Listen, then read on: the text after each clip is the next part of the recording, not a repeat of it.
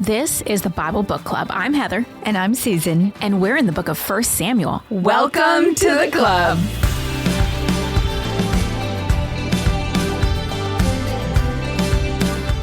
Last episode, in chapters 20 and 21, David began life in the spotlight as a successful military leader. And like any superstar, some liked him and some didn't. David found favor with Jonathan, though, Saul's son, and a deep friendship develops. But David fell out of favor with Saul, who became very jealous of David's success. Saul's emotions about David are so strong that he begins to get violent, losing his temper and hurling spears at David. This marks the beginning of David's 14 years of persecution from Saul. David finds favor with the people, though. They love him. They can see that David has found favor with the Lord and that Saul has not. With David's rising popularity, Saul begins to covertly try to kill David by sending him to fight the Philistines in exchange for his daughter, Michal, in marriage. But it backfires. David killed twice the number of the Philistines, and then he does become Saul's son-in-law. So Saul's hatred grows, and his attempts to murder go from covert to overt.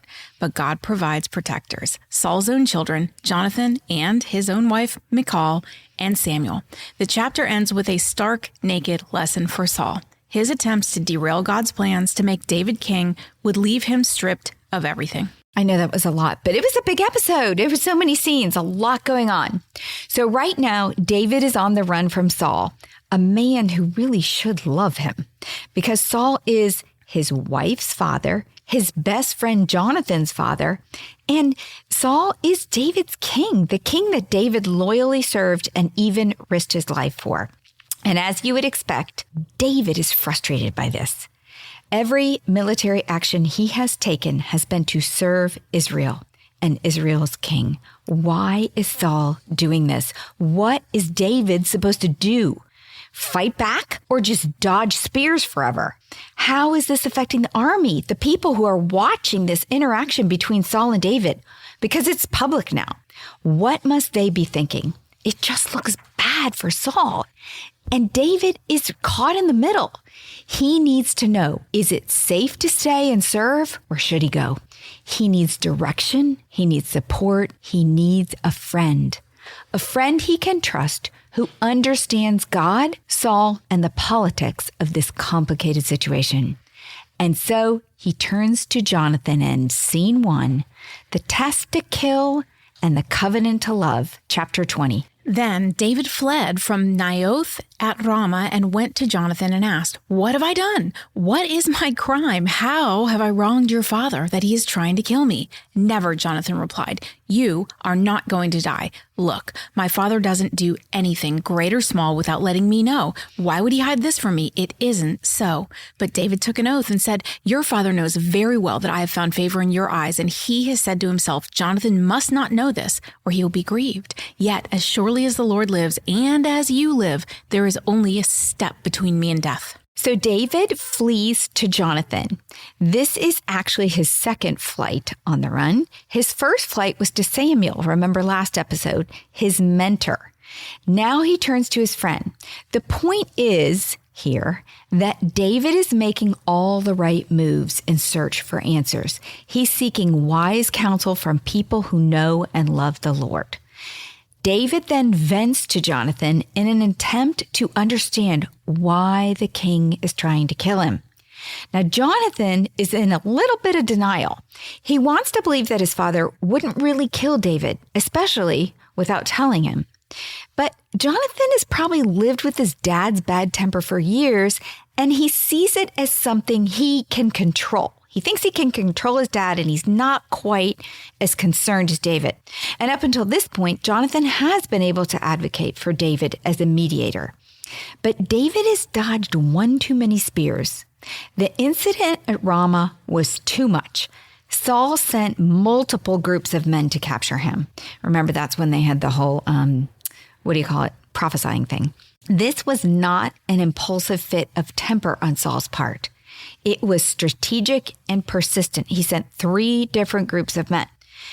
So David argues with Jonathan that Saul's hatred of him is so great that Saul would not tell Jonathan of his true intentions because of their close friendship.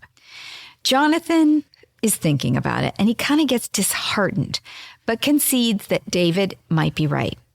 So they come up with this test to reveal Saul's true intentions once and for all. Is Saul really trying to kill David? It's the test to kill. Verse 4, Jonathan said to David, "Whatever you want me to do, I'll do for you." So David said, "Look, tomorrow is the new moon feast, and I am supposed to dine with the king. But let me go and hide in a field until the evening of the day after tomorrow. If your father misses me at all, tell him, David earnestly asked my permission to hurry to Bethlehem, his hometown, because an annual sacrifice is being made there for his whole clan. If he says, 'Very well,' then your servant is safe. But if he loses his temper, you can be sure that he's determined to harm me." The test is simple. David's going to be a no-show at dinner. If Saul is fine with his absence, then David will consider it safe to return to court. If Saul is angry, then they will both know. David and Jonathan will know that David's life is indeed at risk. Verse 8, "As for you, show kindness to your servant, for you have brought him into a covenant with you before the Lord. If I am guilty, then kill me yourself. Why hand me over to your father?" "Never," Jonathan said. "If I had the least inkling that my father was determined to harm you, wouldn't I tell you?" David asked, "Who will tell me if your father answers you harshly?" "Come," Jonathan said, "let's go out into the field." So they went there together. Then Jonathan said to David, "I swear by the Lord, the God of Israel, that I will surely sound out my father by this time the day after tomorrow. If he is favorably disposed toward you, will I not send you word and let you know? But if my father intends to harm you, may the Lord deal with Jonathan, be it ever so severely, if I do not let you know and send you away in peace. May the Lord be with you as he has been with my father. But show me unfailing kindness like the Lord's kindness as long as I live, so that I may not be killed. And do not ever cut off your kindness from my family, not even when the Lord has cut off every one of David's enemies from the face of the earth." So Jonathan made a covenant with the house of David, saying, "May the Lord call David's enemies to account." And Jonathan had David reaffirm his oath out of love for him, because he loved him as he loved himself. So before they even know the results of the test to kill, whether Saul's going to fail it or pass it, they make this covenant to love. Jonathan makes more than just a promise to reveal his father's intentions here. He promised loyalty to David over loyalty to his father and king. This is treason to his very own father. Jonathan is acknowledging that the house of David will replace his father's house, and as such, David would one day be his king. Lastly, Jonathan humbly accepts that he himself will not be king, even though he's prince. And Jonathan begs for the safety of his family. He asks, and let me just clarify, the reason he begs for the safety of his family, because it was the tradition back then that you killed the other household, right? Whatever when king was king. Left, yeah. He asked for David's unfailing kindness. Now, if you've been with us for more than this season of Bible Book Club, the word kindness may trigger a deeper meaning for you. Jonathan is actually asking here for David's hesed, the Hebrew translation of kindness. Now, the word hesed appears about 250 times in the Old Testament, and this has been an eye-opener for me because now every time I read kindness, I go, uh-oh, that's hesed. We've discussed many great examples of hesed starting way back in Genesis. The angels showed Lot hesed, Jacob asked Esau for hesed, Rahab showed the spies hesed, and they gave her hesed in return. Ruth demonstrated hesed in her care for Naomi, and Boaz demonstrated hesed to Ruth. But the greatest example of an act of unfailing kindness or hesed is Jesus Christ's sacrifice for us on the cross. And that's why this word is so important in the Hebrew. Now, hesed is a word that no English word can convey accurately. It's a type of love, and that's what's used often, that is much more than kindness and includes loyalty, generosity, goodness, mercy, and compassion.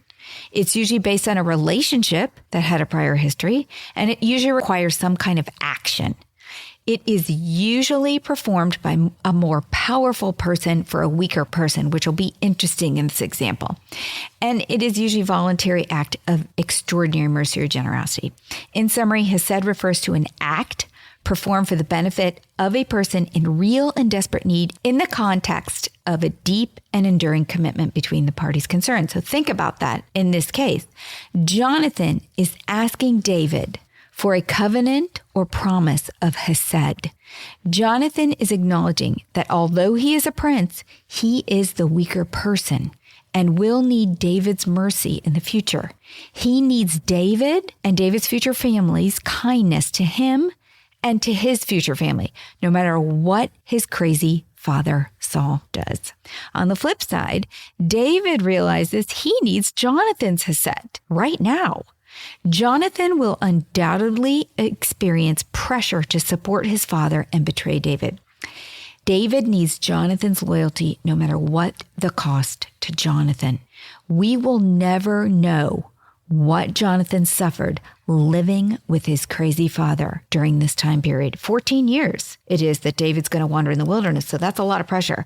But we can imagine that this time for Jonathan was full of tension, fury, and even life-threatening because his father turns against him. Saul will turn on his very own son. Verse 18. Then Jonathan said to David, "Tomorrow is the new moon feast. You will be missed because your seat will be empty. The day after tomorrow, toward evening, go to the place where you hid when this trouble began and wait by the stone Ezel. I will shoot 3 arrows to the side of it, as though I were shooting at a target. Then I will send a boy and say, 'Go find the arrows.' If I say to him, 'Look, the arrows are on this side of you,' bring them here, then come, because as surely as the Lord lives, you are safe. There is no danger. But if I say to the boy, 'Look, the arrows are beyond you,' then you must go because the Lord has sent you away. And about the matter you and I discussed, remember, the Lord is a witness between you and me forever." So they developed this secret code of communication, probably because Jonathan is fearing that he's being watched. The code is this: if David is to run, Jonathan will call out to the boy who's retrieving the arrows that the arrows must be past him. All right, scene 2. The dinner killer test reveal. Verse 24. So David hid in the field, and when the new moon feast came, the king sat down to eat. He sat in his customary place by the wall, opposite Jonathan, and Abner sat next to Saul. But David's place was empty. Saul said nothing that day, for he thought, something must have happened to David to make him ceremonially unclean. Surely he's unclean. But the next day, the second day of the month, David's place was empty again. Then Saul said to his son Jonathan, "Why hasn't the son of Jesse come to the meal, either yesterday or today?" Jonathan answered, "David earnestly asked me for permission to go to Bethlehem. He said, 'Let me go because our family is observing a sacrifice in the town, and my brother has ordered me to be there. If I've found favor in your eyes, let me get away to see my brothers.' That is why he has not come to the king's table." Saul's anger flared up at Jonathan, and he said to him, "You son of a perverse and rebellious woman, don't I know that you've sided with the son of Jesse to your own shame and to the shame of the mother who bore you? As long as the son of Jesse lives on this earth, neither you nor your kingdom will be established. Now send someone to bring him to me, for he must die." "Why should he be put to death? What has he done?" Jonathan asked his father. But Saul hurled his spear at him to kill him. Jonathan knew that his father intended to kill David. Jonathan got up from the table in fierce anger. On that second day of the feast, he did not eat because he was grieved at his father's shameful treatment of David. Well, Saul failed the test, and he publicly announced that David must die. At this point, Saul has become hyper vigilant about David. He constantly watches David's every move as he plots to kill him. Now, we have a lot of dialogue here, which is such a great thing because in so many other books of the Bible, we don't get this, but you're really kind of getting to see the personalities evolve here. The first night David is missing, Saul refrains from obsessing by rationalizing David's absence. But by the second night, Saul goes into vigilant overdrive. From 0 to 100, his anger rages. He calls David the son of Jesse, which is assumed to be derogatory because, remember, David is really now more a member of his family, as if David were not related to him through marriage. He then attacks Jonathan for answers. He's turning on his own son, and reality dawns on him that his son's loyalty is with David as he's attacking him, and Jonathan refutes all this stuff. He explodes then and verbally rages at Jonathan. Now, according to many commentaries, Saul's slander amounted to calling Jonathan the son of a whore and other things. Like, the commentaries go on and on about this, that our English translation has kind of tamed it down. It was bad. Then, in a final fit of transparency, Saul reveals what the two friends fear. Saul publicly demands that David must die. The news probably hurt Jonathan more than what happened next. His father tried to kill him. Saul treats Jonathan, his own son, as he had treated David by hurling spears at him. So it's all out on the table now at dinner. Every heart has been revealed. Saul hates David. Jonathan loves him. Saul wants to kill David. Jonathan wants to save him. And poor Jonathan, he cannot run from Saul like David can. He must stay in the court as the one insider David can trust. An enemy in his own house is Jonathan, vigilantly watching his father as his father obsessively watches David. A hero that needs greater billing in this scene, in my mind, is our friend Jonathan. All right, scene 3.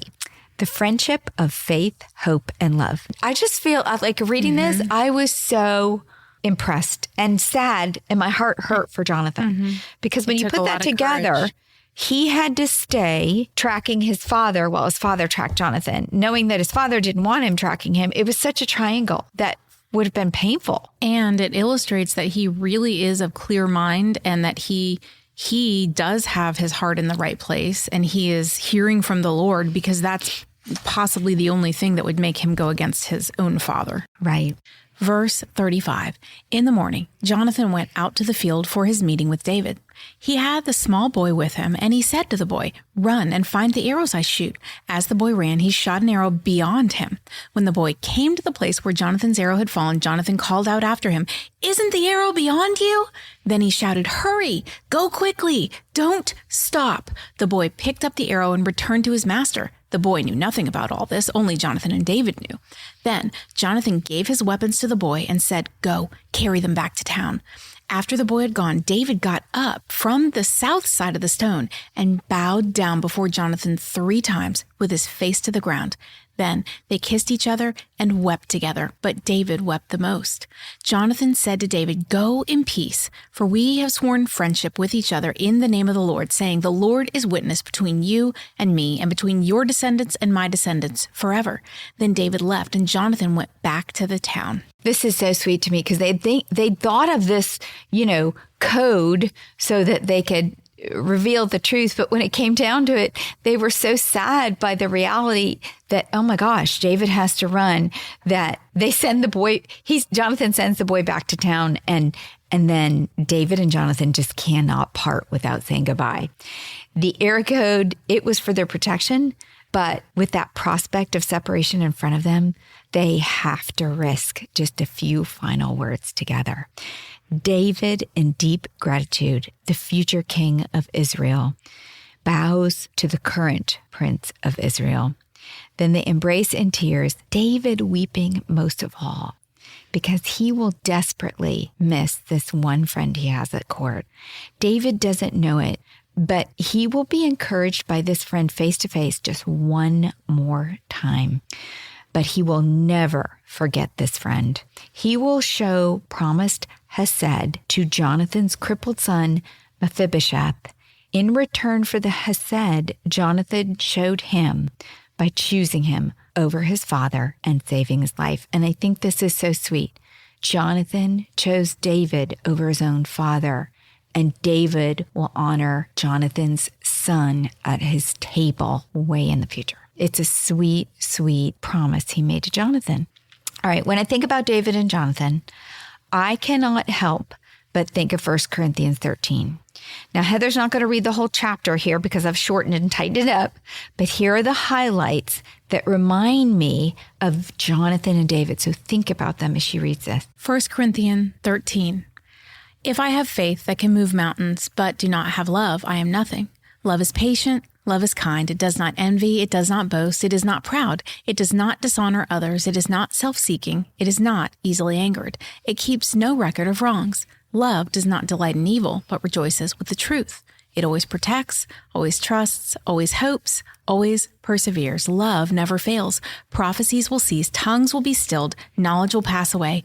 These three remain: faith, hope, and love. But the greatest of these is love. I know of no other story in the Bible that demonstrates two people demonstrating faith, hope, and love. The story of David and Jonathan is a story of faith, hope, and love. In the last episode, in chapter 18, verse 1, it says that Jonathan and David were one in spirit.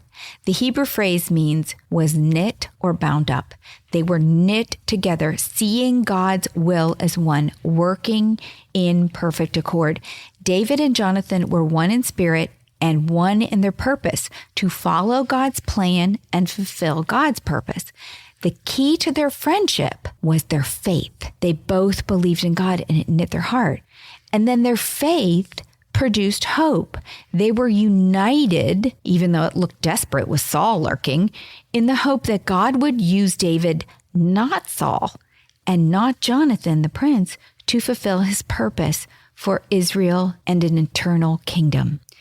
And that oneness in faith and hope knit their hearts together in the greatest of the three godly attributes, love. The great example for us in this relationship of love is Jonathan.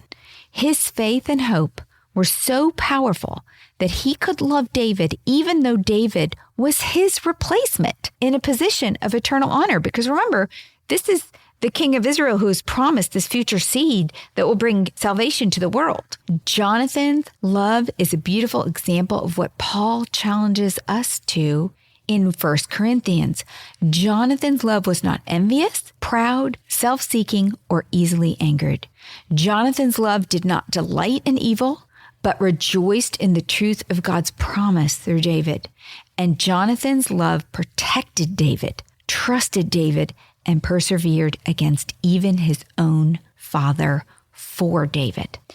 Albert Barnes, the 19th century commentator, described the interaction of faith, hope, and love this way. He said, faith is confidence in God and Christ. Hope is a compound emotion made up of a desire for an object and an expectation of obtaining it. But the greatest of these is love. It exerts a wider influence. It overcomes more evils. I'm thinking of Saul here.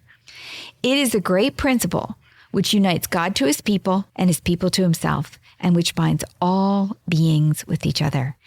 David and Jonathan had a united faith in God.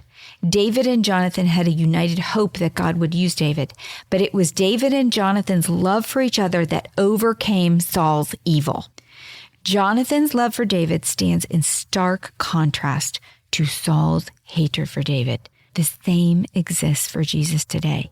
There is a contrast between those who love the King of Kings and those who hate him.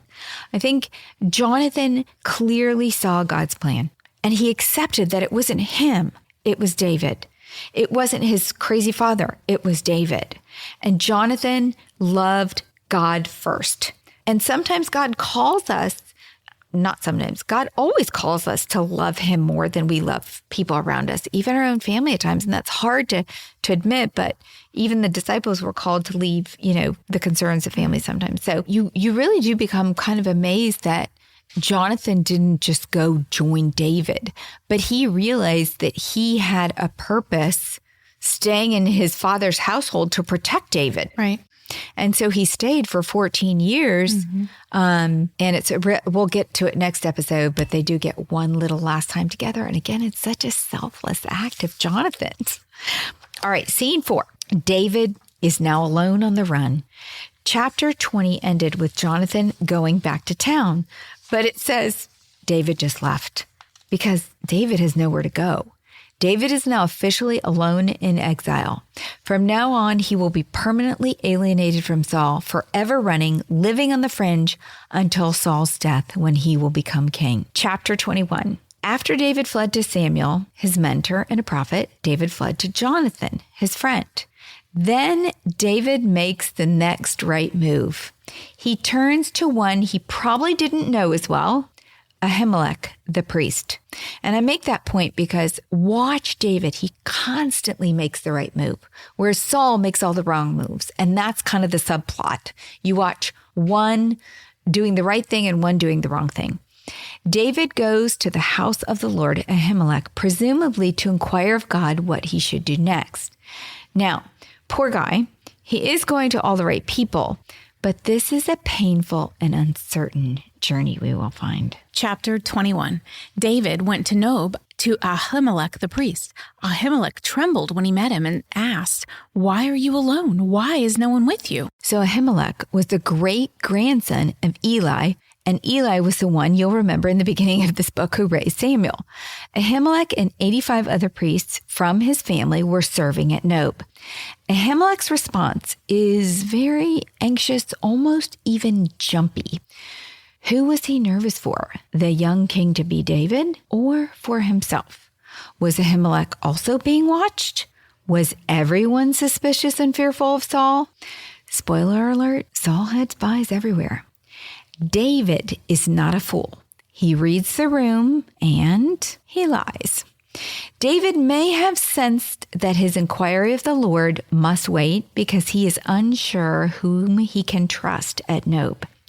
So he asks for assistance with basic needs instead, like food and weapons, etc. Verse 2.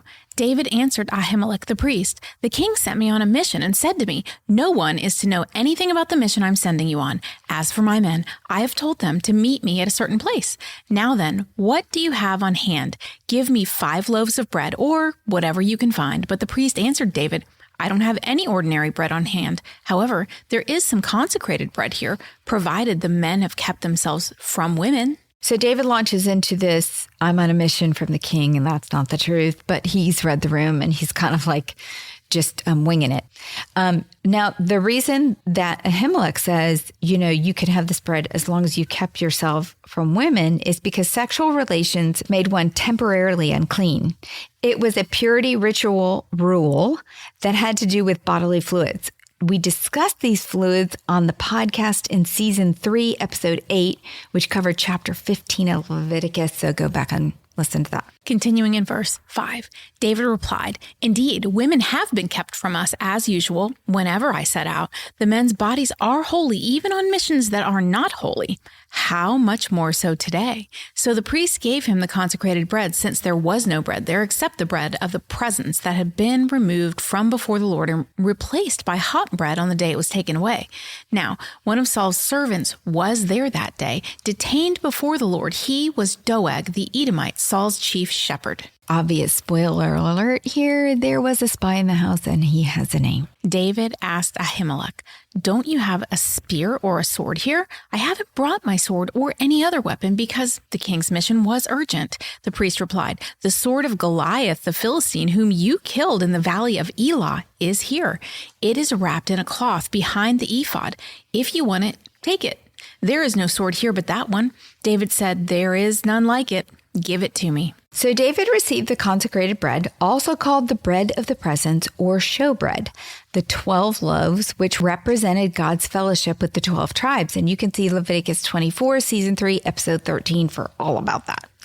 This bread should have been a comforting reminder for David of God's presence despite his loneliness.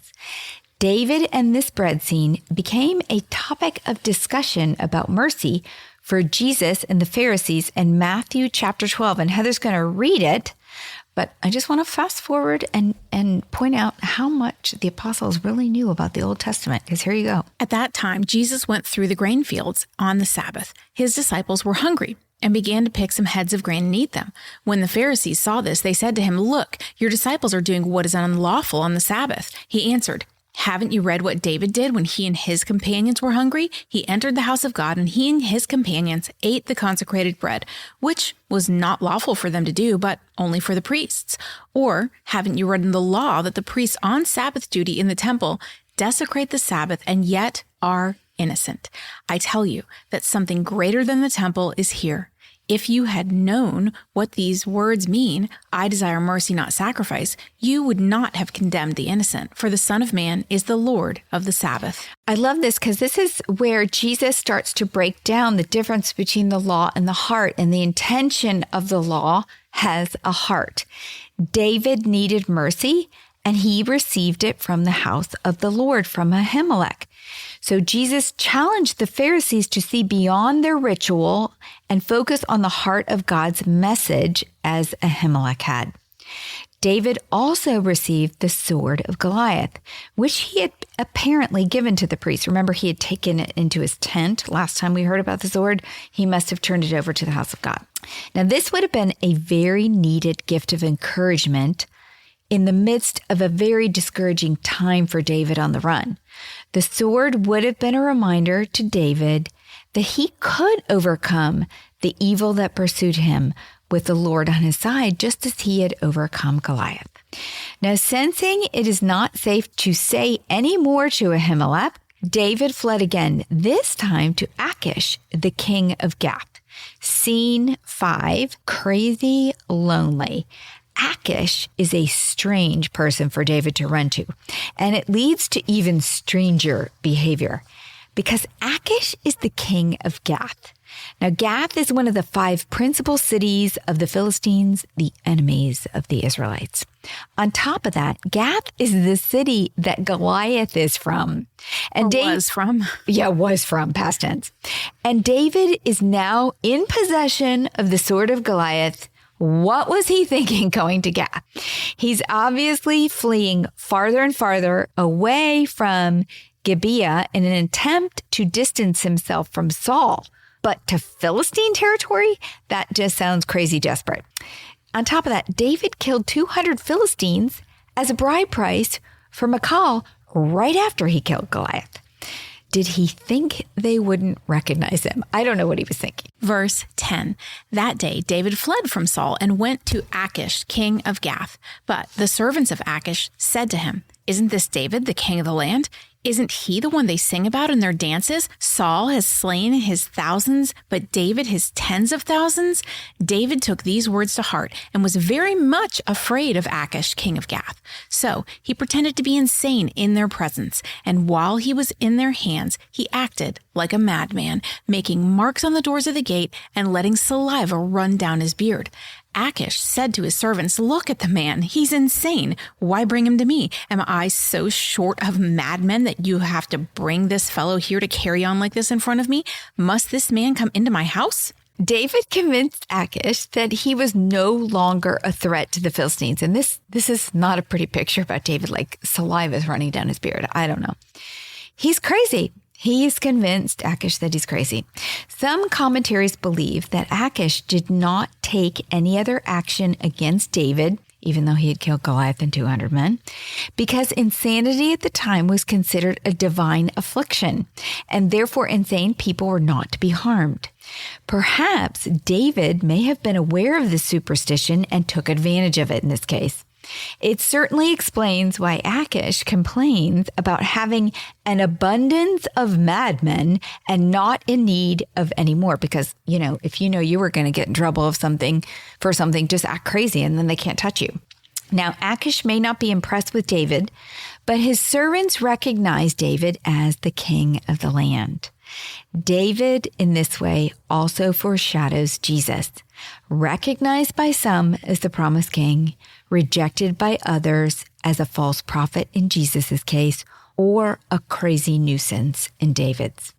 Now, the last thing is I want to cover Psalm 34, because remember, David wrote a lot of the Psalms, and one day we're going to get to them and look back on these stories about David, but now we're looking forward. Psalm 34 is titled, "Of David, when he pretended to be insane before Abimelech, who drove him away and he left." David wrote this psalm as a praise for how God protected him from King Achish. Don't be confused that it says Abimelech instead of Achish. Abimelech was often a title used as a general name for a sovereign.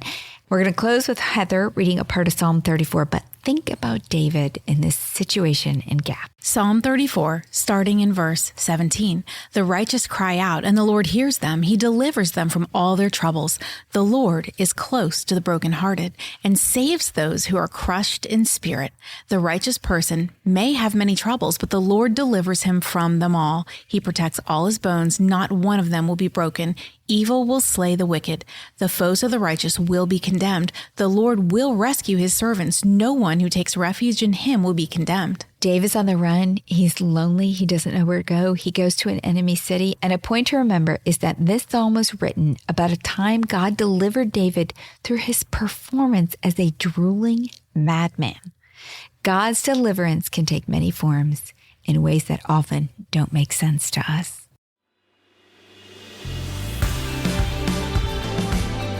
What's a club without friends? If you're enjoying the Bible Book Club, why don't you share it? And then you can say, Welcome to the club. New episodes drop every Monday, and get all episodes now on Amazon Music. As always, head over to susanme.com/Bible Book Club for show notes from today's episode. Bible Book Club is hosted by Susan Merrill and Heather Rubio, edited by Buck Buchanan, produced by Haley Mawat.